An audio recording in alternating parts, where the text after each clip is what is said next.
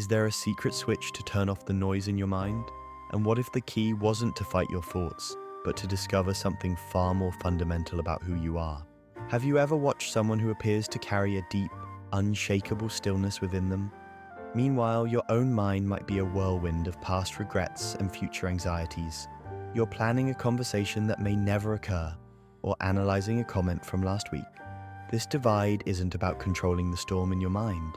It's about realizing you are the sky, not the weather passing through. You are the awareness behind the thought, and this single realization is what begins to dissolve the prison of your own thinking. Most approaches get it backwards. They try to manage the content of your worries, but the content isn't the core issue.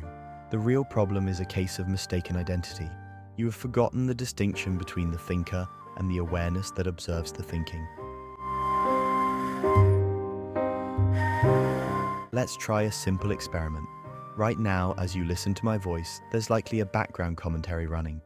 It might be judging this idea, or remembering a task.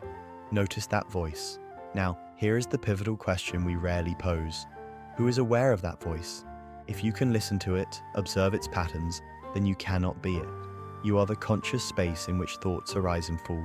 That presence, that silent witness, is your true nature. The mental voice is just a function, like digestion, and when this truth lands, it changes your entire relationship with your inner world. If you're still listening, a part of you is already resonating with this. You're sensing a possibility that most never consider, that you are more vast than the internal narrator. Your willingness to explore this tells me you're ready for the next step. This is where the mind often rebels, but it's also the gateway to genuine freedom. So why does the mental chatter never seem to stop? It operates from a primitive belief that its constant activity is a form of protection. It treats a forgotten email with the same urgency as a physical threat. It's not solving real problems, it's generating mental static. This creates a phantom life. You are here, but your mind is reliving a painful memory from years ago, or fearing a future that doesn't exist. Your mind is a time traveler. You are the anchor, and this voice thrives on one thing: your engagement. Every time you wrestle with a worry or fuel a fantasy, you hand it more power. The people who embody calm haven't silenced their minds. They've simply stopped conflating the radio's noise with the listener. They hear the thoughts, but they know they are the one hearing. And this subtle shift makes all the difference. The feeling of being trapped inside your skull starts to fade. Right now, pause for a second. Tune into the internal dialogue about this video. Is it curious, skeptical? Just notice it. Now ask yourself, who is doing the noticing? The one who is aware is you. The voice is just a program running.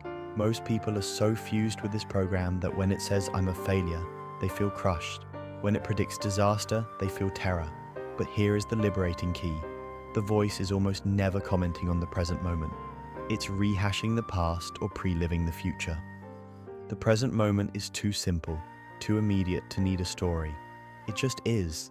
This is how thought creates an echo chamber of suffering. The mind interprets a look. You feel anger. The mind then spins stories about that anger, and you're suddenly upset over a fiction. You experience real emotions about imagined events. You're reacting to a movie your mind is projecting.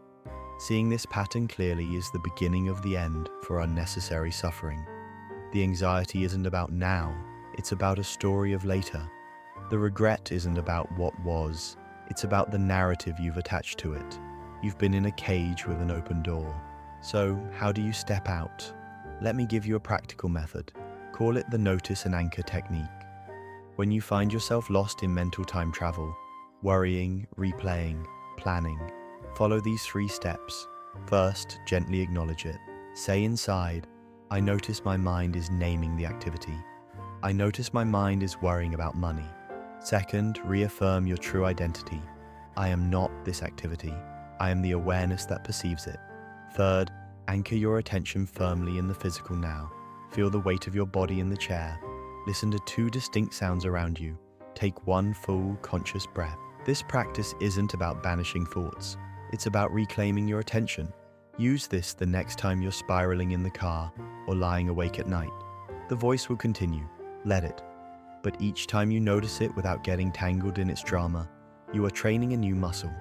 You are strengthening your identity as the conscious witness.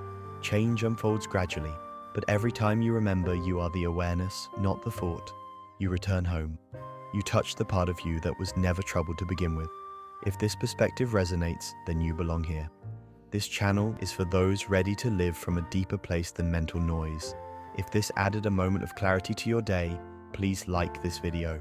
It truly supports our channel, and subscribe to continue this journey with us. Now, I'd love to hear from you. Drop a comment below and share one thing you noticed when you tried observing your thoughts today.